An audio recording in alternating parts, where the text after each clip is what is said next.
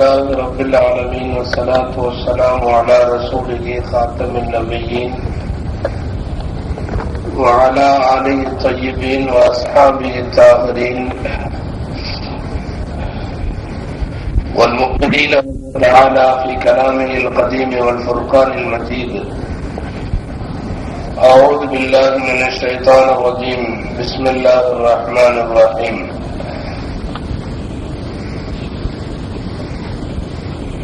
سمعنا فتى يذكرهم يقال له إبراهيم. صدق الله العظيم.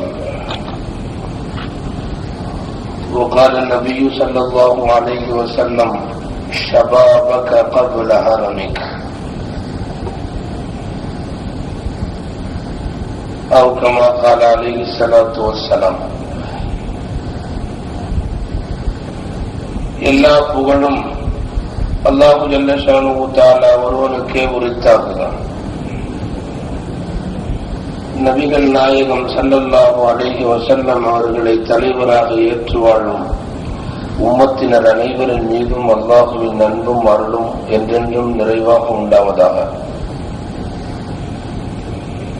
மரியாதைக்குரிய இந்த 3 நாள் பயான் நிகழ்ச்சியினுடைய இன்றைய 3ஆம் நாள் நிகழ்ச்சியினுடைய தலைவர், நகர ஜமாஅத்துல் உலமா சபையினுடைய செயலாளர் அன்பிற்குரிய ரஹ்மத்துல்லா ஹஜ்ரத் அவர்களே, எனக்கு பின்னால் அழகானதொரு உரையை உங்களுக்கு மத்தியில் தர இருக்கிற அன்பு சகோதரர் மௌலானா இலியாஸ் ரியாசி அவர்களே,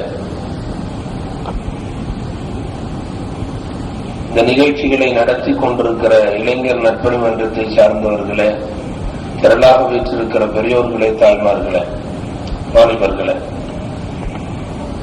உங்கள் அனைவருக்கும் என் ஆரம்பமான அஸ்ஸலாமு அலைக்கும் வரஹ்மத்துல்லாஹி வபரகாத்துஹு. இஸ்லாத்தின் பார்வையில் இளைஞர்கள் என்று இன்றைய 3வது நாளைக்கு தலைப்பிடப்பட்டிருக்கிறது. இளைஞர்களிடமிருந்து என்ன எதிர்பார்க்கப்படுகிறது என்பதை, இளைஞர்கள் குறித்து இஸ்லாம் என்ன சொல்லுகிறது என்பதனை சொல்லுவதற்காக வேண்டி இன்றைய கூட்டங்கள் அதிகம் பயன்படுத்தப்படும். எனக்கு முன்னாலே துவக்கமாக பேசிய ரஹ்மத்துல்லாஹி ஹஜ்ரத் அவர்கள் குறிப்பிட்டது போல, இளைஞர்களை பற்றி புகழாரம் சூட்டி திருக்குர்ஆனின் சில இடங்களில் அல்லாஹ் அவர்களை நினைவு கூறுகிறார். வரலாற்றினுடைய வழிநெடுகிலும் பார்க்கிற போதும் எத்தனையோ காலகட்டங்களில் இளைஞர்களால் மட்டுமே இஸ்லாம் தலைநிமிர்ந்து இருக்க முடிந்தது என்றெல்லாம் சரித்திரங்களில் அவர்களுக்கென்று பிரகாசமான பக்கங்கள் உண்டு. ஒரு சமுதாயம் வாழ்வதும் தாழ்வதும், அது உயர்வதும் வீழ்ந்து போவதும் எல்லாம் அந்தந்த சமுதாயங்கள் பெற்றிருக்கிற இளைஞர்களின் கையில் என்ற காரணத்தால் தான் ஒரு 100 இளைஞர்களை காலங்கள் உலகத்தையே திருப்பி காட்டுகிறேன் என்று பேரறிஞர் பெருமக்கள் எல்லாம் சொன்னதுண்டு.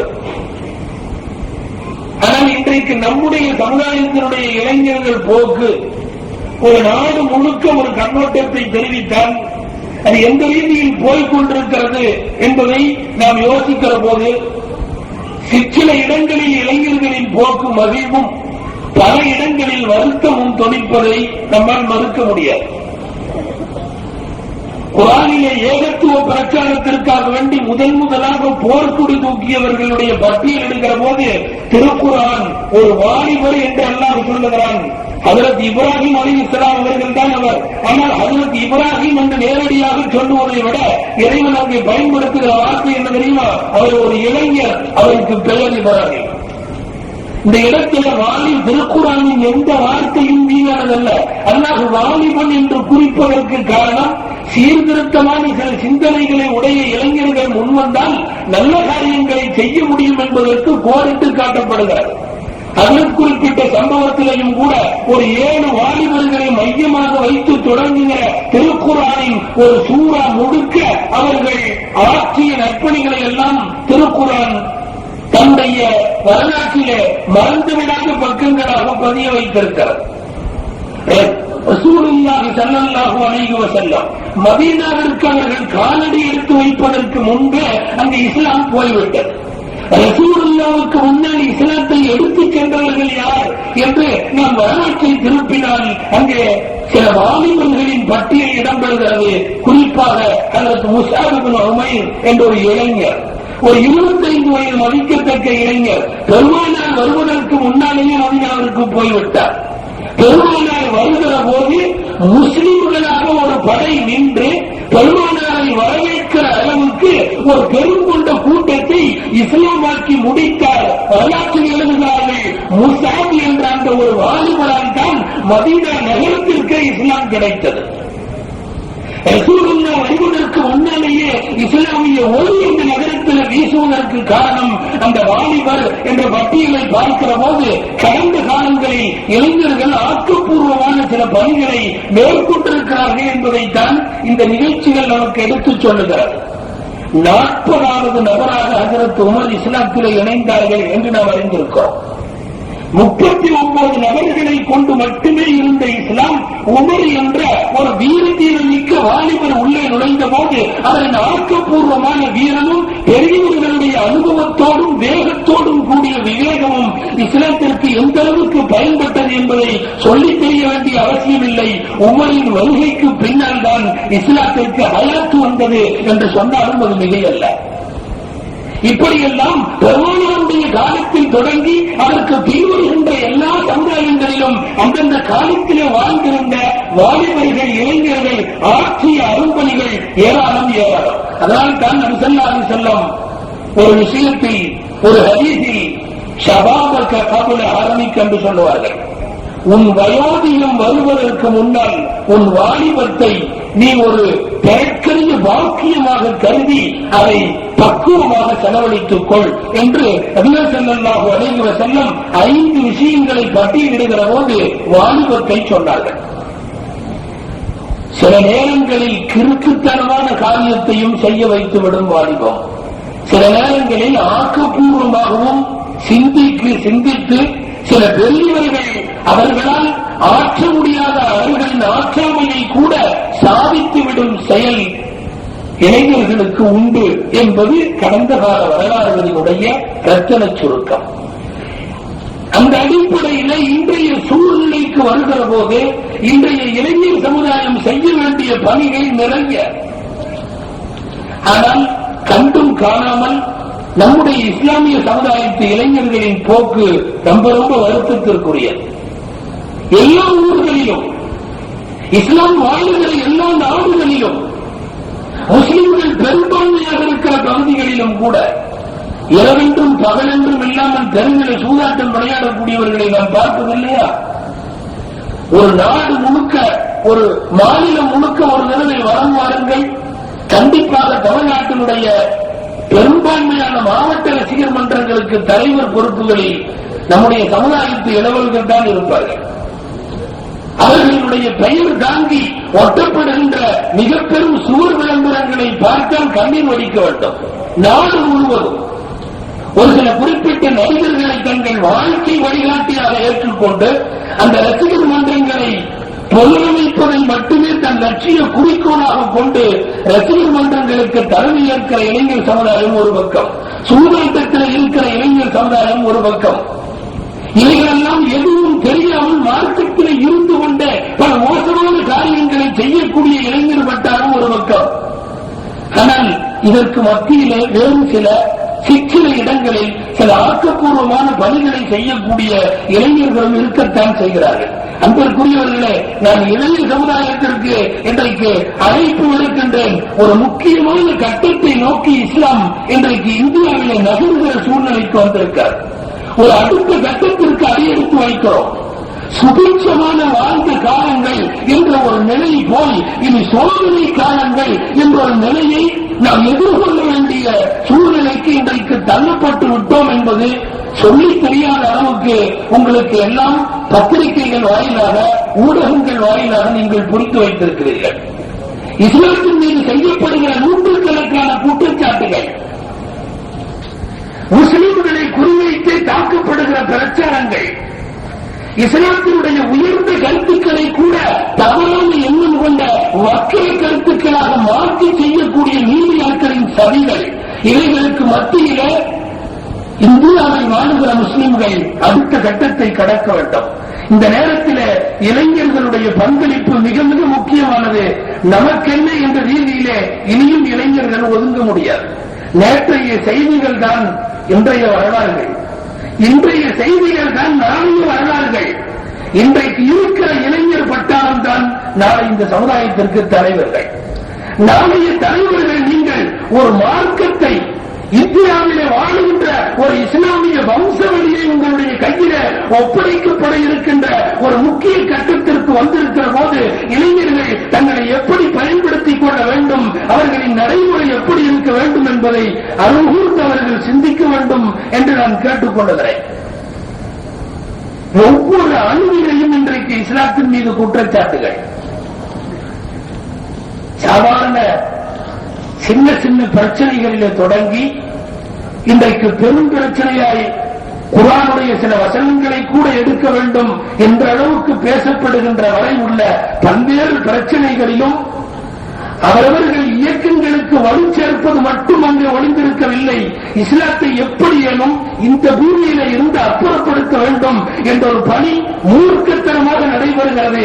அதற்கு கிட்டத்தட்ட இந்தியாவினுடைய ஊடகங்கள் அத்தனையும் தயார் நிலையில பயன்படுத்தப்பட்டுக் கொண்டிருக்கிறது.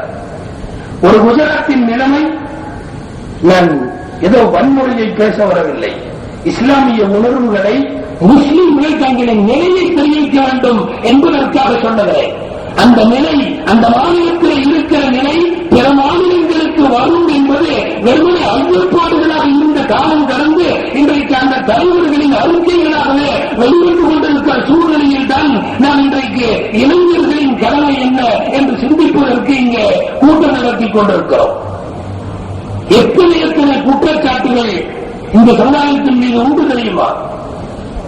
எதற்காக வேண்டி முஸ்லிம்களுக்கும் கிறிஸ்தவர்களுக்கும் இந்த நாட்டில் இடஒதுக்கீடு என்று தந்து இங்கே இருக்கின்ற பெரும்பான்மை சமயத்தை விட அவர்கள் வலுப்படுகிற சூழ்நிலை வருகிறது. எனவே அதை ரத்து செய்ய வேண்டும் என்று போராடி கொண்டிருக்கிற விஷம கும்பல் இன்றைக்கும் போராடி கொண்டுதான் இருக்காது.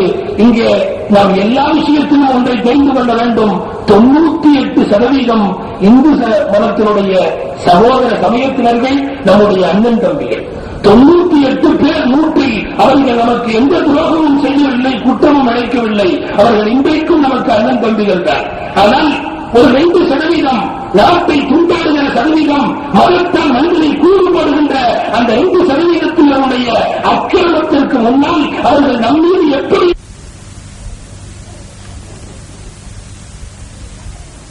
வைக்கிறேன். வந்தே மாதரம் என்ற ஒரு கீதம் பாடியாக வேண்டும், முஸ்லிம்களும் பாடியாக வேண்டும். திணிக்கப்பட்டதா இல்லையா? இறைவனுக்கு இணை வைக்கக்கூடிய சில வார்த்தைகளினுடைய வசனங்கள் அங்கே தொக்கி நிற்பதை சுட்டிக்காட்டி முஸ்லிம்கள் பாட மறுத்தால் தேச உணர்வு இல்லாதவர்கள் என்றவர்களின் மீது முத்திரை ஊட்டப்படுகிறார். சுதந்திர போராட்டத்திற்கு பாடுபட்ட தியாகிகள் எல்லாம் வந்தே மாதரத்தை பாடிக்கொண்டு தூக்கு கயிறை முத்தமிட்டுக் கொண்டு சென்றார்கள். ஆனால் இந்த வந்தே முஸ்லிம்கள் வந்தே மாதரத்தை பாட மறுக்கிறார்கள் என்று அவர்கள் வெளியிட்டிருக்கின்ற பிரசுரங்களின் வாயிலாக தகவல்கள் வருகிறது என்று சொன்னால், வந்தே மாதரம் பாடுபவன் மட்டுமே இந்த நாட்டிற்கு சொந்தக்காரன் என்ற ஒரு சூழ்நிலை சொல்லாமல் உருவாக்கப்படுகிறது. வந்தே மாதரத்தை மறுப்பவன் அத்துணை பேரும் இன்றைக்கு இந்தியாவில் வாழ்கிற அந்த முஸ்லிம்கள் தேசிய உணர்வு இல்லாதவர்கள், நாட்டு பற்றில்லாதவர்கள் என்று சித்தரிக்கப்படுகிற சூழ்நிலை இன்றைக்கு இந்த 2002 2003 சந்திக்க இருக்கிற நேரத்தில் நாம் அனுபவிக்கின்றோம்.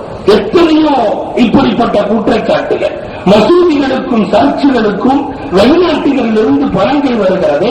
அந்த வெளிநாடுகளில் இருந்து வருகிற பண உதவியால் மசூதிகள் கட்டப்படுகிறது. ஆனால் அப்படிப்பட்ட வெளிநாட்டு பணங்களை உதவியாக பெறுகிற மசூதிகளுக்கு இங்கே இருக்கிற அரசாங்கம் எதற்கு மானியம் தர வேண்டும்? எனவே மசூதிக்கு தரப்படுகின்ற சர்ச்ச ஆலயங்களுக்கு தரப்படுகிற எல்லா சலுகைகளையும் ரத்து செய்ய வேண்டும் என்று உங்களுக்கு முன்னால் எனக்கு முன்னால் அல்ல, பாராளுமன்றத்திலேயே குரல் ஒலிக்காது. யோசித்து பார்க்கிறோம். ஒரு முக்கியமான கட்டத்திற்கு இந்தியாவில் வாழுகிற இஸ்லாமிய சமுதாயம் தன்னை தயார்படுத்திக் கொள்ள வேண்டிய சூழ்நிலை. கொஞ்சம் வேகமாக போனால் இதனுடைய கருத்துக்கள் ஜும்மா மேடைகளில் கூட பேச முடியாது. பேசினால் அது பலருக்கும் ஒரு விதமான அலர்ஜியாக கூட தெரிய வாய்ப்புள்ளது. ஆனால் இஸ்லாமியர்களின் நிலை இது, அவர்கள் சந்தித்துக் கொண்டிருக்கிற சூழ்நிலைகள் இது என்பதை சொல்லியாக வேண்டிய கட்டாயம் உண்டு. சிறுபான்மை இனத்தவர்களாக இருக்கிற முஸ்லிம்களும் கிறிஸ்தவர்களுக்கும் இந்த நாட்டில் பள்ளிக்கூடங்கள் நடத்துகிற உரிமையை தடை செய்ய வேண்டும். பாராளுமன்றத்தில் ஒலிக்கிற குரல் தெருவிலே பேசுவதல்ல. யாரோ 10 பேரை வைத்துக் கொண்டு பொதுக்கூட்டத்தில் பேசிவிட்டு போகவில்லை. சட்டங்களில் உருவாக்கப்படுகின்ற மசோதாக்கள் தாக்கல் செய்யப்படுகின்ற ஒரு இடத்தில் பேசப்படுகிற பேச்சு சிறுபான்மையில் நடத்தக்கூடிய பள்ளிக்கூடத்தின் உரிமைகளை ரத்து செய். அந்த அடிப்படையில் அரபிக் கல்லூரிகளை ரத்து செய். அந்த உரிமைகள் எல்லாம் பிடிக்கப்பட வேண்டும். மொத்தத்தில் அரபு கல்லூரிகள் தடை செய்யப்பட வேண்டும்.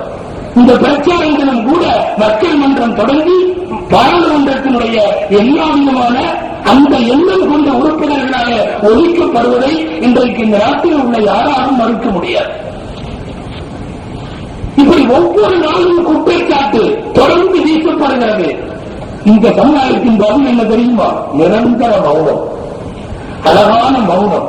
எவன் எக்கேடு கட்டு போனால் என்ன, நான் உண்டு, என் கடை உண்டு, என் தொழில் உண்டு, எனக்கு புள்ளி உண்டு, லைன் உண்டு, திட்டம் உண்டு, நிறைய உண்டு, அவ்வளவுதான். எப்படியோ போகட்டும்.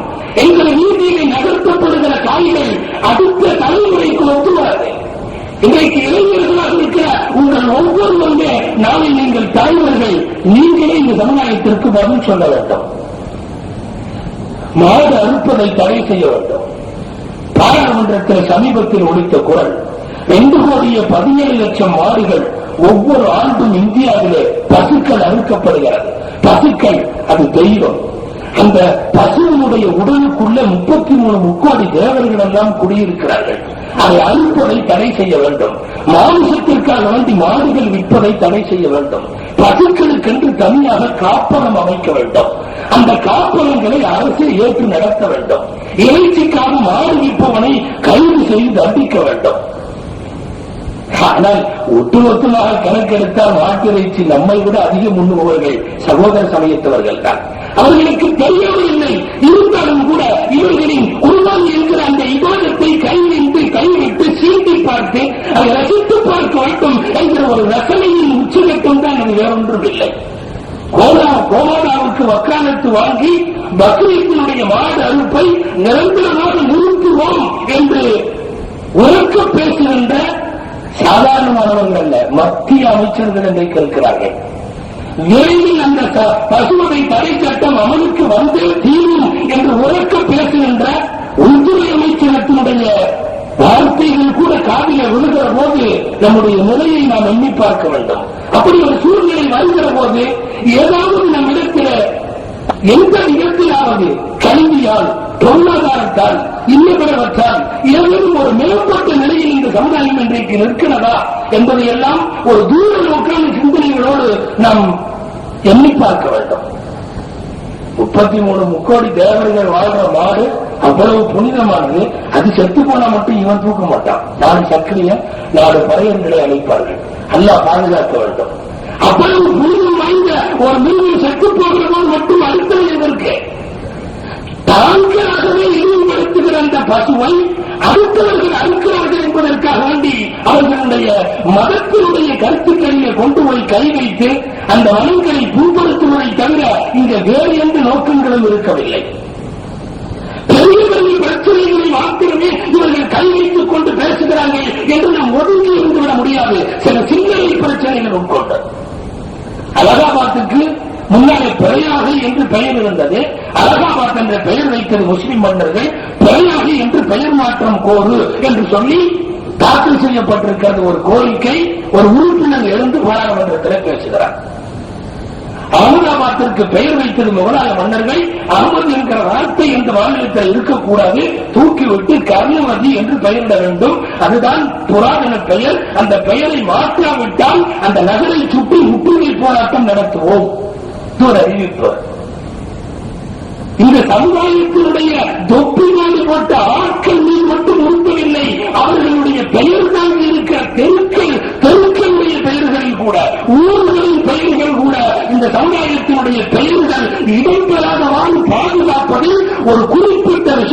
செய்கிற கூட்டம் தொடர்ந்து ஈடுபடுவதை எல்லாம் இந்த நேரத்தில் உங்களுடைய கவனத்திற்கு கொண்டு வர வேண்டிய கடமை உண்டு. ஹைதராபாத்திற்கு பாக்கியா நகர் என்று பெயர் மாற்றம் செய்யப்பட வேண்டும் என்று அந்த மாநிலத்தினுடைய பத்திரிகைகள் கிட்டத்தட்ட எல்லா பத்திரிகைகளுமே அதற்கு ஆதரவு தெரிவித்து எழுதுவதை பார்க்கிறோம். ரம்ஜானோ பக்ரீத்தோ வருகிற போது கூட பொத்தி வாய் பொத்தி இருக்கின்ற முஸ்லிம்கள், ஆனால் ஒரு தீபாவளி வருகிற போது இந்து கடையிலேயே வாங்கு என்று ஒரு நாட்டம் பிடித்த கோஷத்தை எழுப்புகின்ற மதத்தலைவர்கள், மதங்களால் கூறு போட்டு மனிதர்களை பிளவுபடுத்த பார்க்கிற தலைவர்கள் இன்றைக்கு உருவாகிவிட்டார்கள். இந்து கடையிலேயே வாங்க வேண்டுமா? வாங்குவதற்கு அந்த உணர்வு, விற்பவனுக்கு என்ன உணர்வு? எப்படி இதை கட்டுப்படுத்த முடியும்? ஒரு டெமோக்ரசி என்று சொல்லுவதற்கு இதில் அர்த்தம் உண்டா?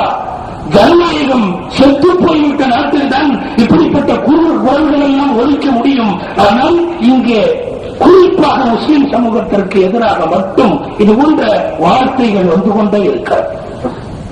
எங்கு வாழ்ந்தாலும் முஸ்லிம்களும் கிறிஸ்தவர்களும் தனி குடியிருப்புகளிலேயே வாழ்கிறார்கள். அவர்களுக்கென்று தனி ஊர்களை ஆக்கிக் கொள்ளுகிறார்கள்.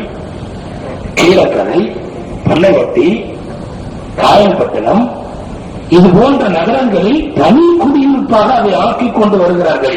அந்த நகரங்கள் தீவிரமாக கண்காணிக்கப்பட வேண்டும். சமீபத்தில் வெளியிட்ட அவர்களுடைய வெளியீட்டின் தலைப்பு வாசகம் இது. இந்த ஊர்களை கண்காணிக்க வேண்டுமா? முஸ்லிம்கள் மாத்திரம் ஒன்று கூடி ஒரு ஊரில் இருப்பதற்குள்ள உறுதியை கூட சமீப காலங்களிலே மறுக்கப்படுகிறது என்கிற அளவுக்கு நிலை வந்திருக்கிறது என்பதை உங்களுக்கு சொல்ல வேண்டும். அக்கிரகார குடியிருப்புகளை எல்லாம் எந்த விதத்தில் எடுத்துக் கொள்வது என்று தெரியவில்லை. அவர்கள் தனி குடியிருப்புகளாக இருக்கிற போது அது உறுத்தவில்லை. முஸ்லிம்கள் ஒன்று சேர்ந்து ஒரு ஊரில் வசிக்க கூடாதாம். வேறு யாரும் வசிக்க வேண்டாம் என்று யார் தடை உத்தரவு போட்டது? இதே பல்லவட்டியினுடைய நடுத்தரவில வந்து சகோதர சமயத்தை சார்ந்த ஒரு இந்து வந்து குடியிருந்தால் நிச்சயமாக அவன் ரம்ஜான் பக்ரீத் போன்ற பண்டிகை தினங்களில் அவன் எங்கள் வீட்டில் சாப்பிடுவான். தீபாவளி என்று நாங்கள் அவன் வீட்டில் சாப்பிடுவோம். சகோதரத்துவத்தை உலகத்திற்கு போதிக்கக்கூடிய ஒரு மதத்தை பார்த்து இப்படிப்பட்ட தனி குடியிருப்பு வாசகங்கள் சமீபகாலங்களாக சொல்லப்படுகிறது என்றால் நம்மிடத்தில் இருக்கிற பதில் என்ன செய்ய போகிறோம்? இது அப்படி ஒரு கொடூரமான விஷயங்கள் எதிர்கொள்ளுகிற போது இந்த சமுதாயம் தன்னை எந்த நிலையில உயர்த்தி வைத்திருக்கிறது. பதவி பட்டங்களிலோ, அரசு துறைகளிலோ, அரசியல் அமைப்புகளிலோ எதிலேயும் உருப்படி இல்லை. உருப்படியான சிலவைகளில் நம்மிடத்தில் ஒற்றுமை இல்லை. இருக்கிற அரசியல் அமைப்புகள், இஸ்லாமிய சமுதாய தலைவர்கள் ஒன்று சேர்ந்தால் தமிழகத்தின் தடை விதி வேறு. சேர மாட்டோம் என்பது எல்லோருக்கும் தெரியும், அவர்களுக்கும் தெரியும். அதுதான் அவர்களுடைய கைதட்ட வைக்கின்ற மிகப்பெரிய விஷயமும் கூட. மைனாரிட்டி கமிஷன் என்று சொல்லி சிறுபான்மையினருக்கு மட்டும் ஒரு நலத்துறை இந்த நாட்டில் தேவையா? அதை கலைக்க வேண்டும். சமீபத்தில் வெளியிட்டிருக்கிற வாசகம், சிறுபான்மையினருக்கு தனி கமிஷன் இருக்கக்கூடாது. ஒரு நாட்டில் முஸ்லிம்களுக்கும் கிறிஸ்தவர்களுக்கும் ஏற்கனவே ஏராளமான சலுகைகள் இருக்கிற போது இது எதற்காக வந்து இப்படி சிறுபான்மை கமிஷன் என்று தனியாக வைக்க வேண்டும்? மைனாரிட்டி கமிஷனை கலைப்பதற்கு ஒரு நாடுகளிய போராட்டத்தை நடத்துவோம் என்கிற குரல்கள் அந்த விசைகளின் மேடைகளில் இருந்து தொடர்ந்து ஒழித்துக் கொண்டே இருக்காது. இவைகளெல்லாம் காதிலே விழுந்தாலும் விழுகாவிட்டாலும் நமக்கென்ன என்ற ரீதியிலே செல்லப்படுகிற நம்முடைய பிரயாணங்கள் தொடர்ந்து கொண்டே இருக்கும். சமீபத்தில் அந்த அமைப்பு அந்த ஒரு முன்னணி வெளியிட்டிருக்கிற அந்த வெளியீட்டினுடைய வாசகத்தில் எழுதப்படுகிறது. குடும்ப கட்டுப்பாடு, குடும்ப கட்டுப்பாடு என்ற பெயரில் தொடர்ந்து இந்துக்கள் தான் குடும்ப கட்டுப்பாடு செய்கிறார்கள். இவர்கள் 4 மனைவிகளையும் பல குழந்தைகளையும் பெற்றுக் கொள்கிறார்கள். இப்படியே போகிற போது அடுத்த ஒரு 50 ஆண்டு காலத்தில் இந்தியாவில் முஸ்லிம்கள் மெஜாரிட்டியாகவும் இதர சமயத்தவர்கள் மைனாரிட்டியாகவும் மாறிவிடக்கூடிய அபாயம் உண்டு. எனவே முஸ்லிம்களை கட்டாய குடும்ப கட்டுப்பாட்டிற்கு உட்படுத்த வேண்டும். நம்மை இந்த வாசகங்கள் சீர்கவில்லையா என்று தெரியவில்லை. இந்த வாசகங்கள் கவனத்திற்கு வரவில்லையா என்று தெரியவில்லை. குடும்ப கட்டுப்பாடு அது ஒரு கட்டாய குடும்ப கட்டுப்பாடா? செய்பவர்கள் அதிகம் அவர்களாம். எனவே ஒரு காலத்தில் அவர்கள் மைனாரிட்டிகளாக மாறுகிற அபாயம் உண்டா? இவ்வளவு தூரம்லாம் இதை சுத்தி வழக்கு பேசுறதுக்கு பதிலாக பேசாம ஒரு வேலை செய்யலாம். அரசாங்கத்தின் சார்பாக ஒரு குழந்தையோ 2 குழந்தையோ பெற்றவர்களுக்கு வேலை கொடுக்கப்படும் அப்படின்னு ஒரு அறிவிப்பு செஞ்சுட்டா எல்லாரும் அதுக்கு தயார். உலகத்தில் எல்லாரும் தயார். இங்க 4 வச்சாலும் 7 வச்சாலும் 1 வச்சிருந்தாலும் இந்த அரசாங்கம் அதற்குள்ள வசதிகளை செய்து தரவில்லை என்கிற போது ஒன்றோடு நிறுத்து என்று சொல்லுவதற்குள்ள தார்மீக உரிமை கூட கிடையாது என்கிற போது அப்படி ஒரு கால் அதை கட்டாய திட்டமாக இல்லாமல் ஆர்வ திட்டமாக அதை அறிவிக்கிற போது முஸ்லிம்கள் மட்டும் குறிவைத்து அவர்கள் மாத்திரம் செய்யவில்லை என்பதை போல ஒரு குற்றச்சாட்டு பொதுமக்களுக்கு மத்தியில முஸ்லிம் என்கிற வார்த்தையை கேட்டவுடனே அவர்கள் முகம் சுளிக்க வேண்டும் என்ற ஒரு நிலையை கருத்திலே கொண்டுதான் இந்த திட்டங்கள் கொஞ்சம் கொஞ்சமாக எடுக்கப்படுகிறது. வடநாடுகளில் சமீபத்தில் நடத்திய போராட்டம் என்ன தெரியுமா? உருது என்பது முஸ்லிம்களுக்கு மட்டும் சொந்தமான ஒரு மொழியாக கருதப்படுகிறது. உருது என்ன அவர்களுக்கு சொந்தமான மொழியா? உருதுவிலே செய்தி வாசிப்பதற்கு ஆகாசவாணியிலே இருந்து எல்லா பிரசார் பாரதியினுடைய அனைத்து கிளைகளிலும் உருது வாசிப்பதற்கு மட்டும் முஸ்லிம் செய்தி வாசிப்பாளர்கள் நியமிக்கப்படுகிறது. வெகு விரைவில் உருது வாசிப்பதற்கு பிறவத்தவர்களை சேர்க்க வேண்டும், முஸ்லிம்களை மாத்திரம் சேர்க்கக்கூடாது என்று சொல்லி நாங்கள் போராட்டம் நடத்தப் போகிறோம் என்று ஒரு போராட்டம். இந்த வாழ்கிற சிறுபான்மை சமுதாயத்திற்கு எதிரில் எத்தனை போராட்டங்கள் தெரியுமா? ஒவ்வொரு நாளும் ஒரு அறிக்கை இந்த சமுதாயத்தினுடைய குர்ஆனில் இருந்து, ஹதீஸில் இருந்து, நாம் கொண்டிருக்கின்ற நடைமுறைகளில் இருந்து கொஞ்சம் கொஞ்சமாய் நம்மை இந்த நாட்டில் வாழ்கிற மக்களே தள்ளி வைப்பதற்குள்ள ஒரு சூழ்ச்சியை மீடியாக்கள், பத்திரிகைகள், சில விஷயங்கள் வாயிலாக திட்டமிட்டு நடத்தி வருவது பலருக்கும் தெரிந்திருக்கிறது. தெரிந்திருந்தாலும் கூட கண்டுகொள்ளாத மனப்பான்மையில நம்ம தலைவனுடைய நாட்கள் நகர்கிறது. அங்காங்கே தெருக்களிலே மசூதிகளை கட்டிக் கொள்ளுகிறார்கள். தெருவில மசூதியை கட்டி வைத்துக் கொண்டு ஊர்வலம் போகக்கூடாது என்று தடுக்கிறார்கள். எனவே மசூதிகளை முக்கிய தெருக்கள் வாயிலாக மசூதிகள் இருக்காத வண்ணம் மசூதிக்கான கட்டுமான பணிகளுக்குள்ள சட்டத்திலே திருத்தம் செய்ய வேண்டும் என்று நாங்கள் மத்திய உள்துறை அமைச்சகத்தை வலியுறுத்துவோம் என்று வலியுறுத்தப்பட்டு அந்த வலியுறுத்தல் சட்டமில்லாமல் ஒப்புக்கொள்ளப்பட்டதன் விளைவு இன்றைக்கு பொது இடங்களிலே மசூதிக்கு அனுமதி இல்லை. அவ்வளவு சீக்கிரமாக ஒரு தேசிய நெடுஞ்சாலையில நீங்கள் பள்ளி கட்டிவிட முடியாது. ஒரு மதரசா என்றோ ஒரு கபிரிஸ்தான் என்றோ ஏதாவது குழந்தைகளுக்கு போதிக்கிறோம் என்ற பெயராலோ அப்படியே மெதுவா தொடங்கி பயந்து பயந்து வாங்க சொல்லி இப்படி ஒரு சூழ்நிலை சமீப காலங்களில் இப்படி மசூதி கட்டுவதில் மிக குறிப்பான சில சட்டங்கள் உணர்த்தப்படுவதற்கு இது காரணம். இவர்கள் என்றைக்கும் நடத்துகிற ஊர்வலத்திற்கு மசூதிகள் ஒரு தடை என்று இவர்கள் வாதம் வைக்கிறார்கள் என்று சொன்னால் இது ஜனநாயக நாடு அல்லவா? அந்த நாட்டிலே வாழ்கிற முஸ்லிம்களாகிய நாமெல்லாம் இதை எதிர்த்து குரல் கொடுப்பதற்கு நம்மிடத்தில் நல்ல பிரதிநிதிகள் உண்டா? அந்த பிரதிநிதிகள் முறையோடுதான் செயல்படுகிறார்களா? அரசியல் அமைப்புகளில் அங்கும் வகிக்கக்கூடிய நம்மவர்கள் எந்த சூழ்நிலையில் இருக்கிறார்கள் என்பதையெல்லாம் சிந்திக்க வேண்டிய தருணம் வரப்போகிறது என்று சொல்லவில்லை, வந்து விட்டது என்றுதான் இதை சொல்ல வேண்டும். நீராட்டு விழாவுக்கு அரசு விடுமுறை கொடுப்பதிலே கூட அவர்களுக்கு அழுத்தம் ஒன்று ஆட்டுகிறது. ஸ்ரீராமர் பிறந்த ராமநவமி, ஸ்ரீ கிருஷ்ணர் பிறந்த கோகுலாஷ்டமி இதிலெல்லாம் விடுமுறை இல்லை. ஆனால் முகமது நபி பிறந்த அன்றைக்கு மீலாது நபி அரசு விடுமுறையா? இப்படி ஒரு கேள்வி பொது மேடையிலேயே ஒரு நாட்டிலே கேட்பதற்கு முதலில் அனுமதிக்கலாமா?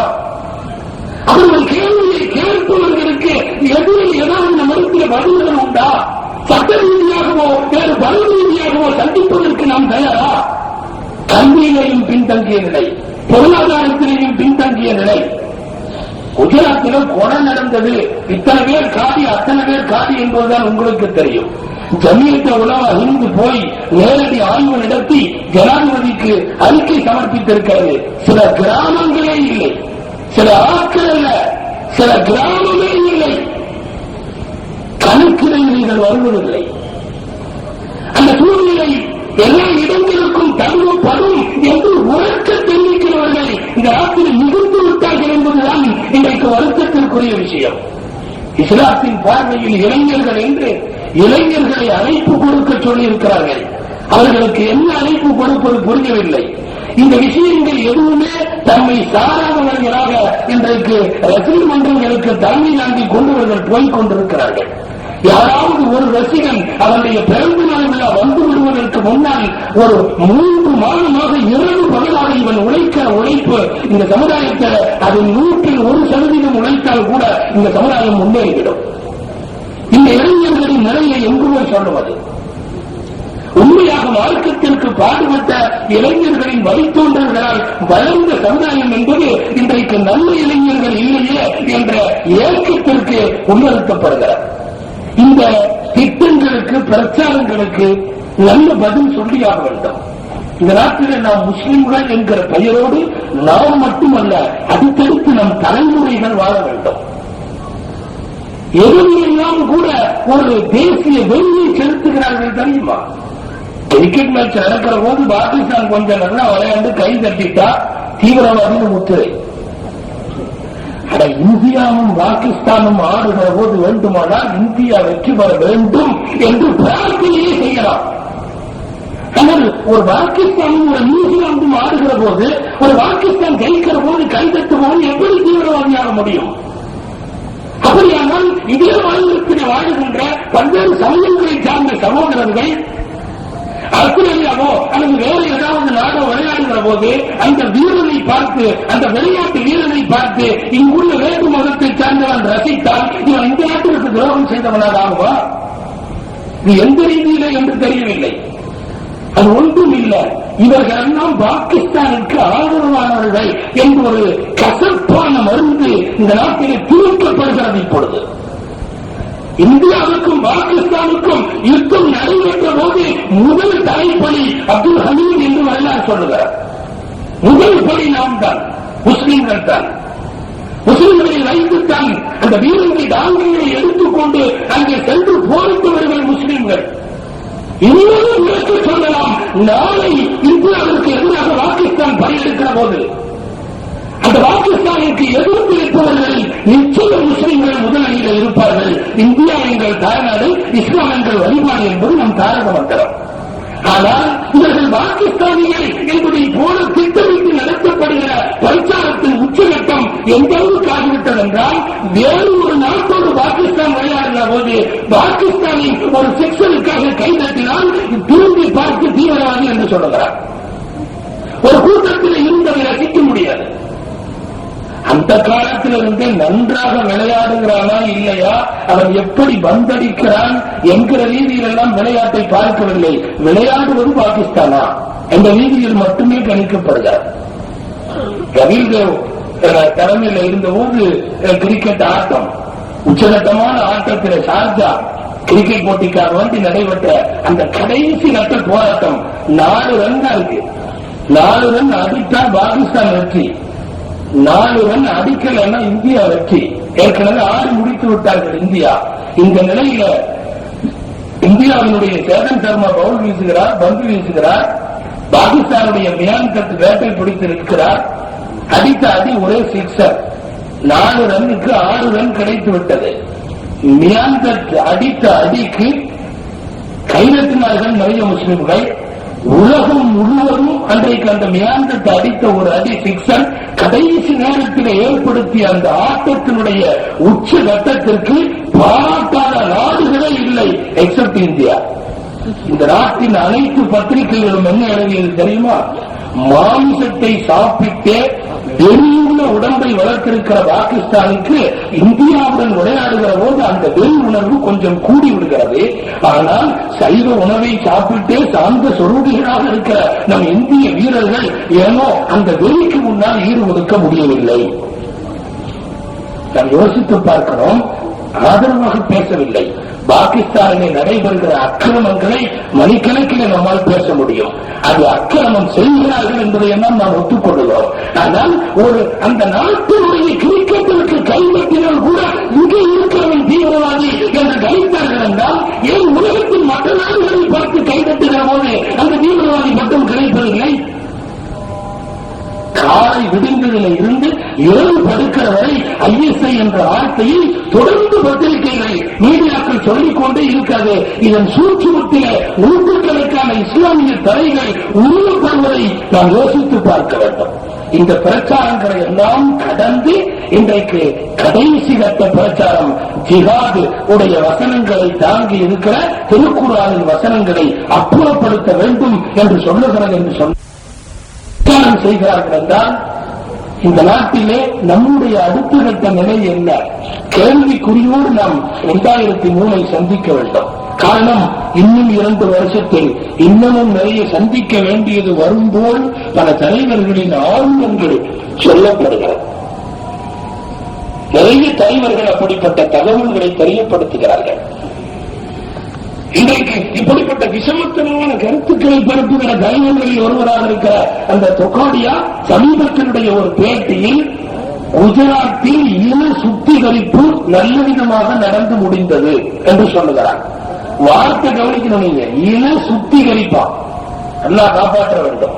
ஒரு இனத்தை சுத்திகரிக்கிற பணி, அந்த இன சுத்திகரிப்பு இன்னும் சில ஆண்டுகளில் இந்தியா முழுவதும் வரும். அந்த இன சுத்திகரிப்பு நடக்கிற போது நம் எதிர்நிலை என்ன, நம்ம இருக்கிற வெளியே கிடையாது. ரொம்ப சுருக்கமா சொல்றதுன்னா, இஸ்லாமியர்களுடைய கையை இன்னைக்கு அப்படி மூடி வச்சிருக்கோம், அவ்வளவுதான். உள்ள ஒண்ணும் இல்ல, மூடி வச்சிருக்கோம். அந்த அப்படியே அப்படி ஒரு கவர்ச்சியிலேயே போயிட்டு இருக்குது. திறந்துட்டா ஒண்ணுமில்லைன்னு தெரிஞ்சு போயிடும். இங்க எதுவுமே கிடையாது. கல்வியில பின்தங்கிய நிலை, வேலை வாய்ப்புல பின்தங்கிய நிலை, சமுதாயத்திற்கு செய்வதில பின்தங்கிய நிலை, இளைஞர்களுடைய நிலை பின்தங்கிய நிலை. ஆனால் ஒன்று மட்டும் உண்மை, 98% இந்துக்கள் நம்முடைய அண்ணன் தம்பிகள். அவர்கள் யாரும் நமக்கு எந்த வஞ்சமும் செய்யவில்லை. ஆனால் திட்டமிட்டு செய்யப்படுகிற சில பிரச்சாரத்தால் அவர்களின் மனங்கள் கூட மாற்றப்படுகிறது. நான் ஈதுகா மைதானத்தில் பேசுகிற போது குறிப்பிட்டது போல இன்றைக்கு பேருந்தில பக்கத்தில் உட்கார்வதற்கு கூச்சப்படுகிறார். ரயில் பயணத்தில் கூட தொப்பி தாடி தனியாக போக முடியவில்லை. நான் ஒரு பேக்கை கையில் வைத்திருந்தால் அது பேக்கு தானவா இல்ல ஜெலட்டின் குச்சிகளா என்று பார்க்கிற சூழ்நிலை எப்படியோ பரப்பியாக கொண்டு வந்து வைத்து விட்டார்கள். முழுக்க முஸ்லிம்கள் நிறைந்திருக்கிற தெருவா, இங்க குடி போகாம வேற இடத்துக்கு குடி போகிறது நல்லது என்கிற முடிவுக்கு பொதுஜனங்கள் வருகிற அளவுக்கு ஒரு சூழ்நிலையை உருவாக்கி விட்டார்கள். நான் திரும்ப சொல்லுகிறேன், இளைஞர் சமுதாயமே, நீங்கள் நாளைய தலைவர்கள் நீங்கள் இன்றைக்குள்ள தலைவர்கள் இப்பொழுது பால்விடுவார்கள். அடுத்த தலைவரையை எடுத்துச் செல்லுகிற பொறுப்பு நிச்சயமாக உங்களிடம் உண்டு. வெளியே வாருங்கள். உங்களுடைய வியாபாரமோ அல்லது இன்னும் பிற நடவடிக்கைகளோ தேவை, உண்மை, வாழ்வாதாரத்திற்கு தேவை, ஜீவாதாரத்திற்கு தேவை. ஆனால் சமுதாயத்திற்கும் உங்களுடைய நேரங்கள் தேவை. நல்ல பணிகளை எப்படி செய்யலாம் என்கிற கட்டமைப்புள்ள சிந்தனைகளுக்கு நாம் நம்மை தயார்படுத்திக் கொள்ள வேண்டிய சூழ்நிலை உண்டு.